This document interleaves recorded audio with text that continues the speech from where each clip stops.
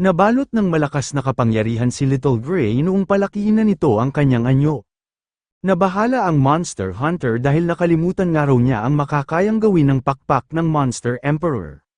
Sinabihan ni Zofan si Little Gray na kumilos na nga raw sila, ito na nga raw ang bahala sa shield ng blood-devouring Star Serpent. Sumugod na agad si Little Gray matapos nitong marinig ang hudyat ng kanyang master. Habang papasugod ito ay bigla na lang nitong pinagdikit ang magkabila nitong pakpak. Pinagpatuloy ni Little Gray ang kanyang bilis hanggang sa nawasak na nga nito ang napakatibay na shield ng halimaw. Naalala ng Four-Armed Ape King na ginamit nga rin daw pala noon ng dating Monster Emperor ang mga pakpak nito para maging espada na siya ring bumasag sa depensa ng isang blood-devouring Star Serpent. Natuwa ang ating bida noong makita nito na nabasag na ang napakatibay na shield ng halimaw. Ngayon nga raw na wala na ang depensa ng halimaw, pagkakataon ng araw niya para atakihin ito. Nagpakawala agad si Zofan ng napakalakas na pag-atake patungo sa blood-devouring Star Serpent. Humarang ang Monster Hunter at sinabihan ng ating bida nang hindi nga raw nito mapapatay ang blood-devouring Star Serpent nang hindi ito dumadaan sa kanya. Huwag nga raw umasa si Zofan na matatalo siya nito nang dahil lang sa nabasag na ng mga ito ang kanilang depensa. Sinabi ng ating bida na mabuti nga raw at lumapit na rin doon ng Monster Hunter, isasabay na nga raw niya ito sa pagpatay niya sa blood-devouring Star Serpent.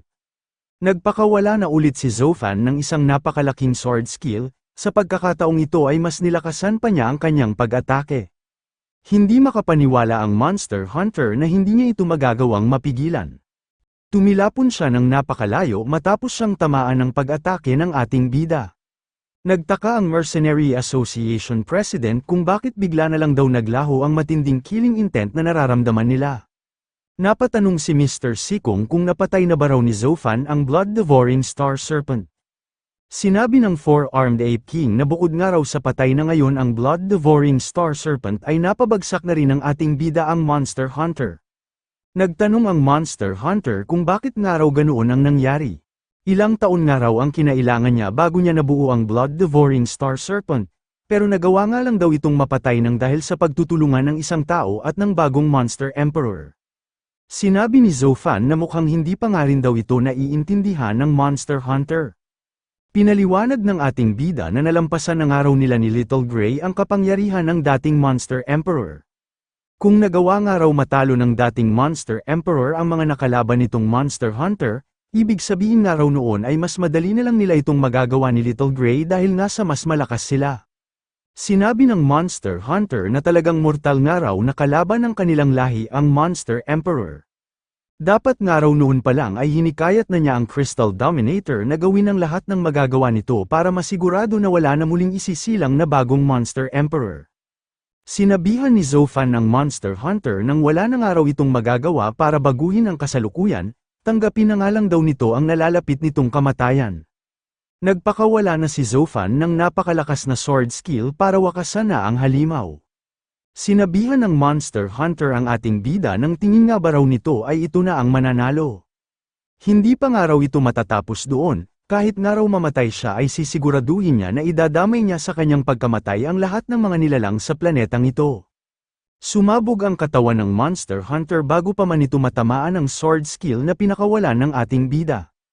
Natuwa ang Four-Armed Ape King nung makita nito na sumabog na ang Monster Hunter.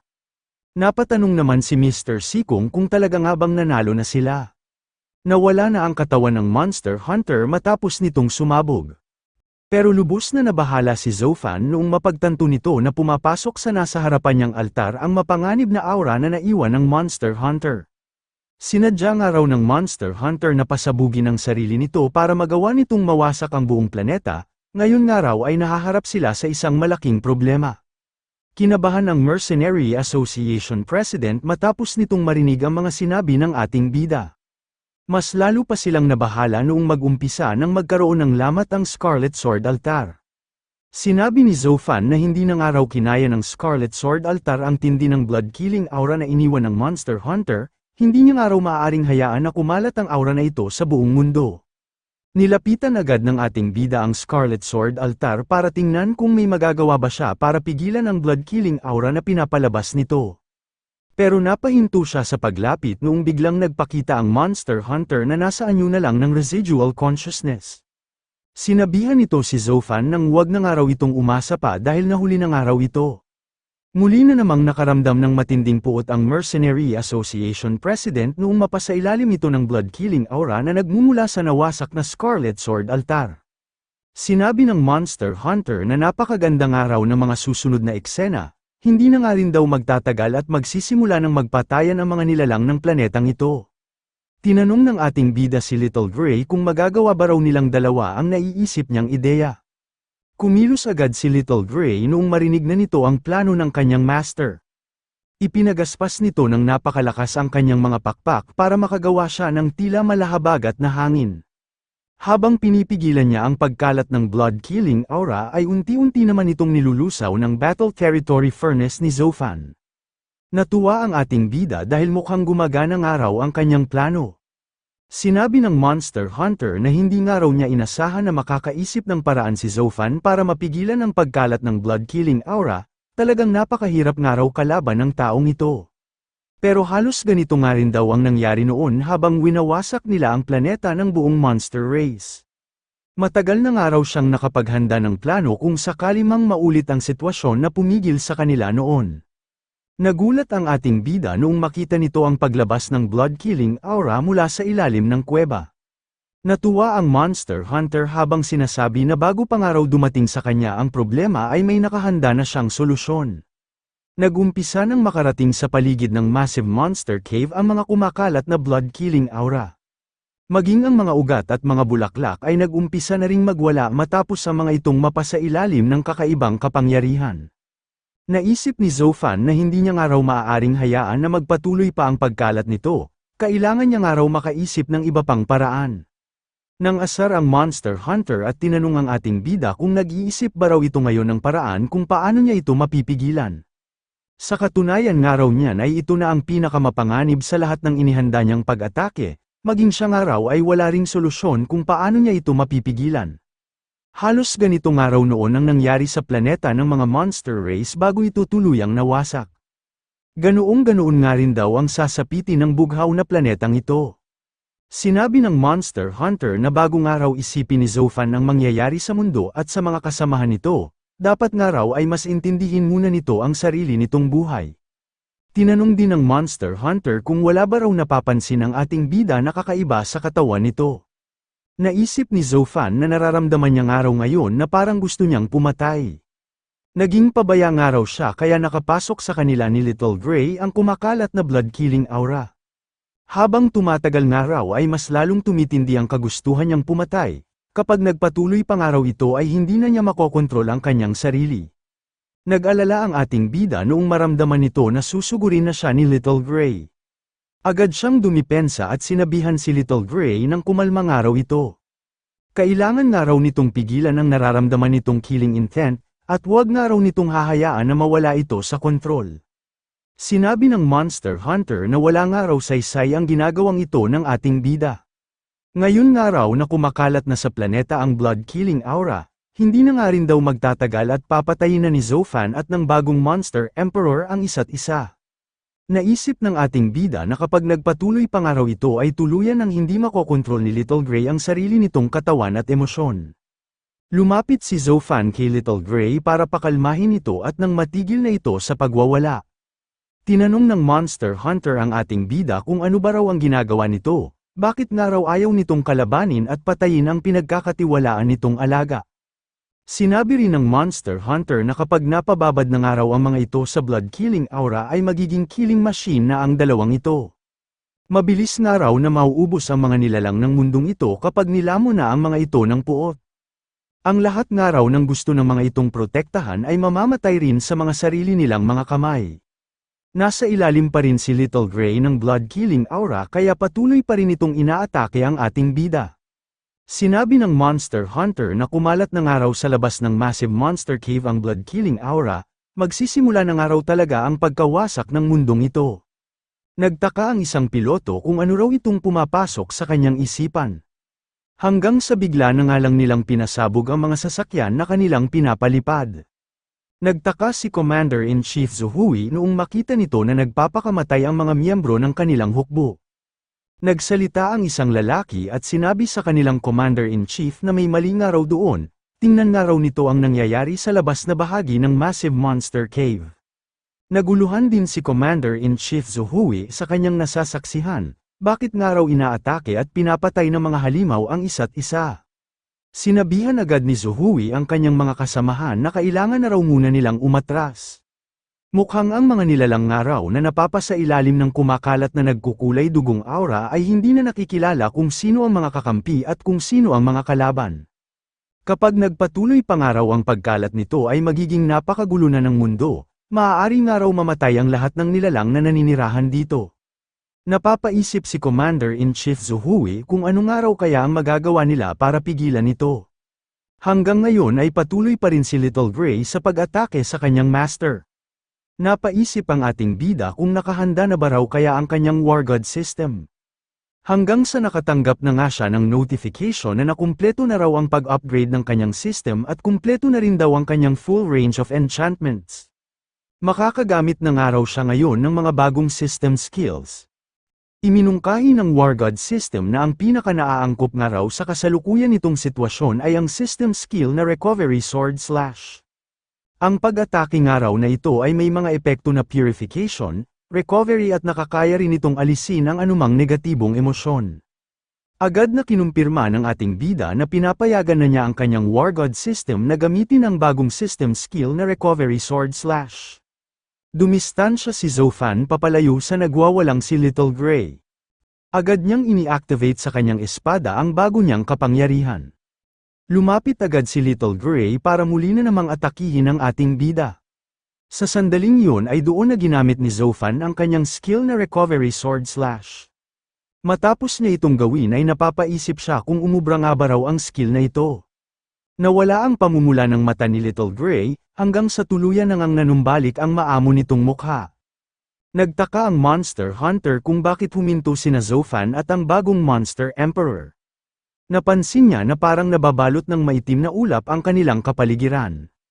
Hanggang sa nagdulot na nga ng pagkidlat at pag-ulan ang mga nabuong ulap.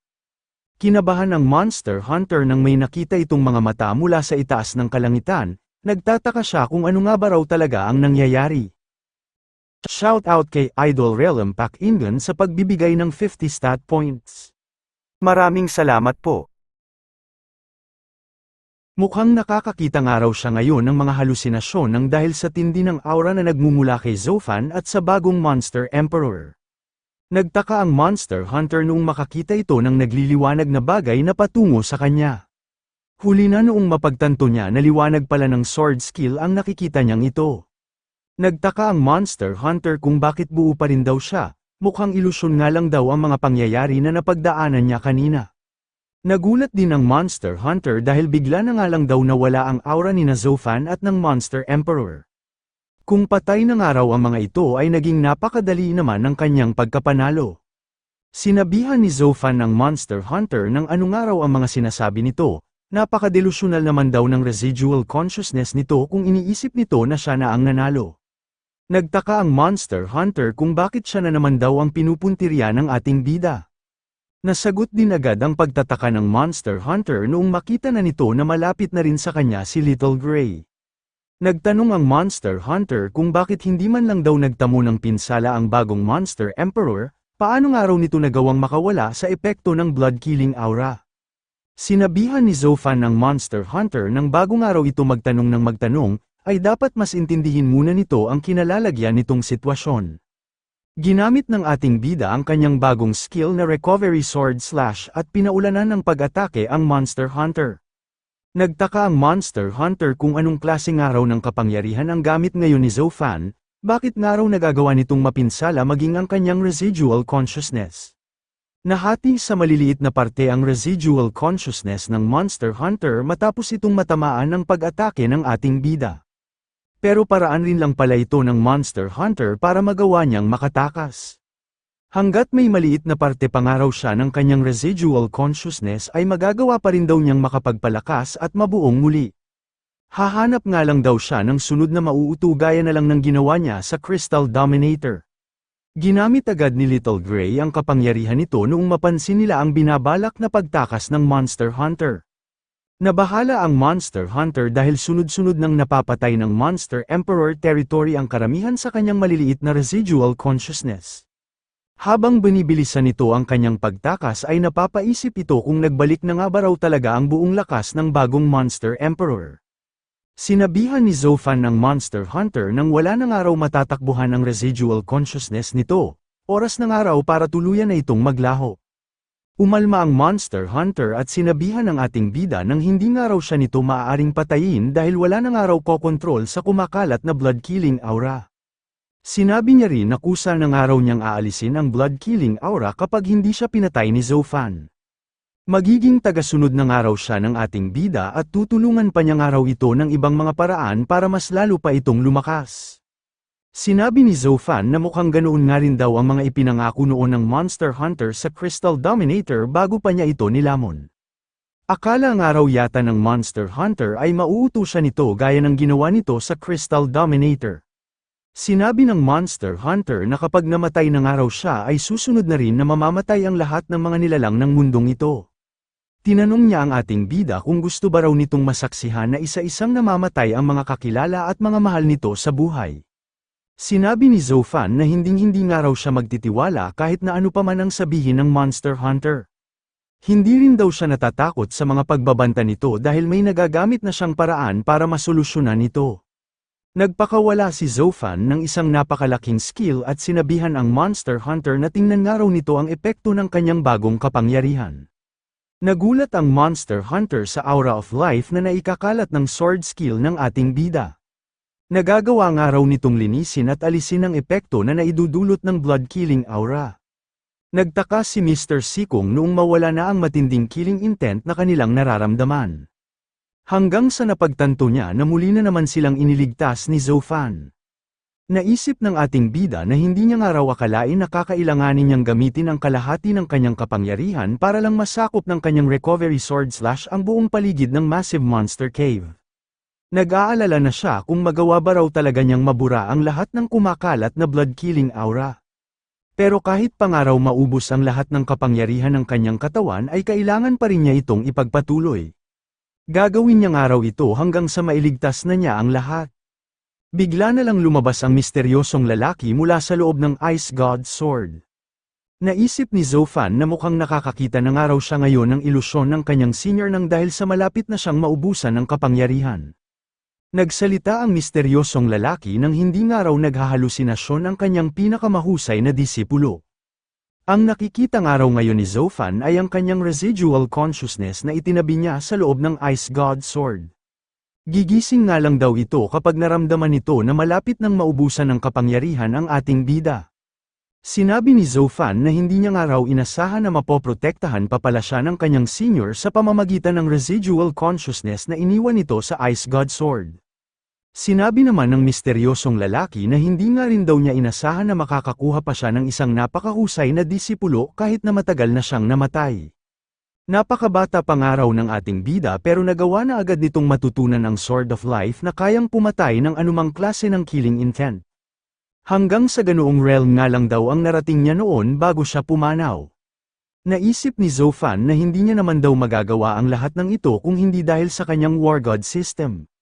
Sinabi ng misteryosong lalaki na tutulungan nga raw niya ang ating bida para alisin ang nagbabantang panganib ng planetang ito. Pero hindi pa nga rin daw sasapat ang kapangyarihan nilang dalawa. Tinanong ni Zofan kung sino pa ba raw ang maaaring tumulong sa kanila. Tinanong niya kung si Little Gray ba raw ang tinutukoy ng kanyang senior. Nagsalita ang misteryosong lalaki at sinabi na tumigil na nga raw sa pagtatago ang kanyang kaibigan, oras na nga raw para gawin na nila ang kanilang parte. Tutal naman daw ay nangyari ang lahat ng ito nang dahil sa kagagawa ng mga kalahi nitong halimaw. Nagpakita na muli ang dating Monster Emperor at sinabi na yun na nga raw ang pinakahuling kapangyarihan ng natitira niyang kaisipan. Ginawa niya nga rin daw ito para maprotektahan niya ang kanyang susunod na tagapagmana. Nagulat ang ating bida dahil hindi pa raw pala tuluyang nawawala ang residual consciousness nito. Sinabi ng dating Monster Emperor na oras na nga raw para pagbayaran niya ang mga pagkakamali na nagawa niya noon. Sinabi naman ng misteryosong lalaki na magsanib puwersa ng araw silang lahat. Lumaki ang recovery sword slash ng ating bida noong pagsamasamahin na nila ang kanilang mga kapangyarihan. Nag-alala si Zofan dahil kailangan pangaraw niya ng kaunti pang kapangyarihan para tuluyan na niyang mabura ang kumakalat na blood-killing aura. May sumulpot na kamay mula sa likuran ng ating bida. Nagtanong si Zofan kung sino raw itong humawak sa kanya.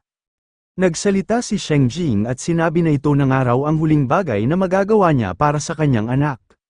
Itinago nga raw niya sa loob ng system ang lahat ng kapangyarihan na naipon niya noong mga panahong nabubuhay pa siya. Napaiyak ng todo si Zofan noong makita at marinig na niya muli ang kanyang ina. Lumawak ang sword skill na ini-activate ng ating bida, ito na ang magiging simbolo ng pag-asa ng buong sangkatauhan. Nangamba si Zuhui dahil napakabilis nga raw ng pagkalat ng nagkukulay dugong aura, halos malapit na nga raw itong makarating sa kanilang command center. Mukhang sa loob nga raw ng kaunting panahon ay magagawa na nitong mabalot ang buong mundo. Napapaisip siya kung may paraan pa ba raw para makaligtas sa trahedyang ito ang buong sangkatauhan. Nangangamba na rin ang mga taga-Icefield Federation dahil mukhang dito na nga raw mauubos ang lahat ng mga nilalang ng kanilang planeta. Maging ang mga taong nasa loob ng syudad ay kinakabahan na rin kung magiging katapusan na nga ba raw talaga ng kanilang buong sangkatauhan. Naisip ni Mu Yingyi na naniniwala nga raw siya na magagawa itong pigilan ni Zofan. Hanggang sa nagulat na lang siya noong makakita siya ng kakaibang malakulay berdeng liwanag mula sa loob ng massive monster cave. Maging ang mga taong nanunood sa mga naglalakihang screen ay nagtataka rin kung ano raw kaya ang liwanag na ito. Napansin ni Zuhui na nalulusong araw ng liwanag na ito ang kumakalat na malakulay dugong aura. Mukhang sa kanyang araw anak nagmumula ang kapangyarihang ito, mukhang maliligtas ng araw silang lahat. Nagpatuloy pa ang pagkalat ng liwanag na naidudulot ng recovery sword slash. Napahinto sa paglalaban ng mga halimaw noong umabot na sa kanila ang kapangyarihang ito. Hanggang sa nagtaka na lang sila kung bakit ba raw sila naglalaban. Nag-umpisa na ring malinis ng recovery sword slash ang mga naapektuhang kalupaan at kalangitan. Nagtaka sina Mr. Sikong kung bakit bigla na lang gumaling ang mga pinsala na kanilang natamo. Nagtataka sila kung ano ba raw talagang klase ng kapangyarihan ang gamit-gamit ngayon ng ating bida. Sa mga sandaling iyon ay nagkaroon na muli ng buhay ang buong mundo na kanina lang ay unti-unti nang kumukupas. Hindi na rin nagtagal at umaliwalas at naging maliwanag na ang buong paligid. Binati ni Sheng Jing ang kanyang anak dahil nagtagumpay nga raw sila. Sinabi ng misteryosong lalaki na tuluyan na nga raw nilang nabura ang kumakalat na blood-killing aura. Sinabi niya rin na oras na nga raw para magpaalam siya dahil malapit na nga raw siyang maglaho. Nag-umpisa na ring magpaalam ang dating Monster Emperor, ibinili nito kay Little Gray na sana nga raw ay mapamunuan nito ng mapayapa ang mga natitira nilang kalahi. Nalungkot si Zofan habang pinagmamasdan ang unti-unting pagkawala ng kanyang senior at ng dating Monster Emperor. Bago tuluyang nawala ang misteryosong lalaki ay sinabihan nito ang ating bida na nakasalalay na nga raw dito ang mga mangyayari sa hinaharap. Tumahol si Little Gray para ipaabot ang kanyang pamamaalam sa dating Monster Emperor. Nag-umpisa na muling tumulo ang luha ni Zofan noong makita nito na naglalaho na rin ang kanyang ina. Humingi ng pasensya si Sheng Jing dahil kailangan na nga rin daw niyang magpaalam kay Zofan. Ibinili niya rin sa ating bida na sabihin nga raw nito kay Zuhui na mahal niya ito. Huminto na si Zofan sa pag-iyak para hindi na rin malungkot ang kanyang ina, inisip na lang niya na sa wakas nga raw ay makakapagpahinga na ito ng mapayapa. Lumingon agad ang ating bida sa direksyon kung nasaan ang pinakahuli niyang kalaban.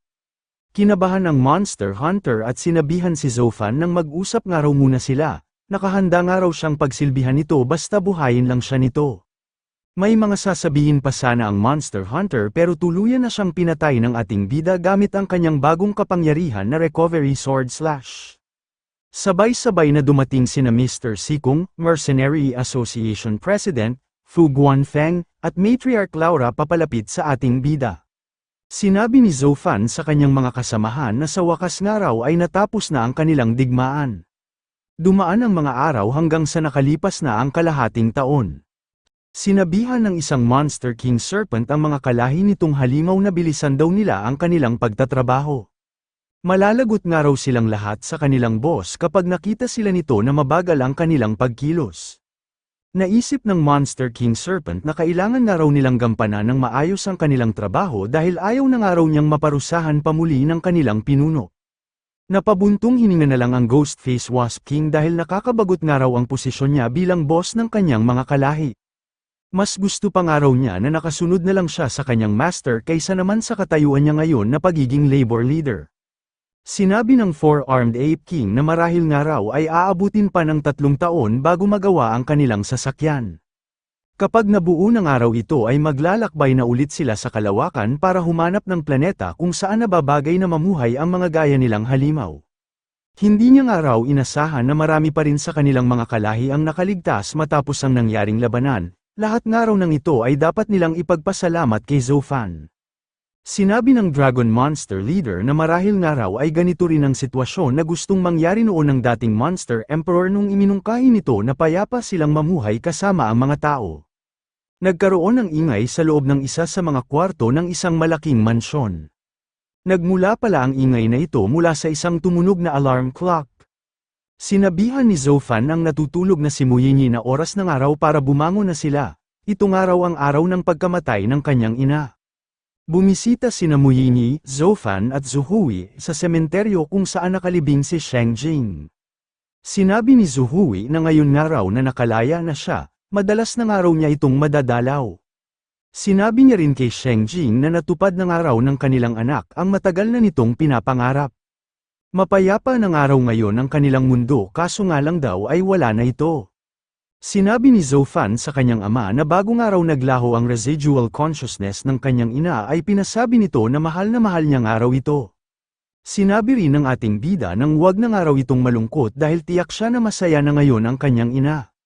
Tumingala si Zuhui habang inaalala ang mga panahon na kasama pa niya ang kanyang asawa. Inaya na ni Zofan si Muyinyi na umuna na raw sila ng pag-alis para makapag-isa muna doon ang kanyang ama. Dito na nagtatapos ang istorya na sinubaybayan nating lahat.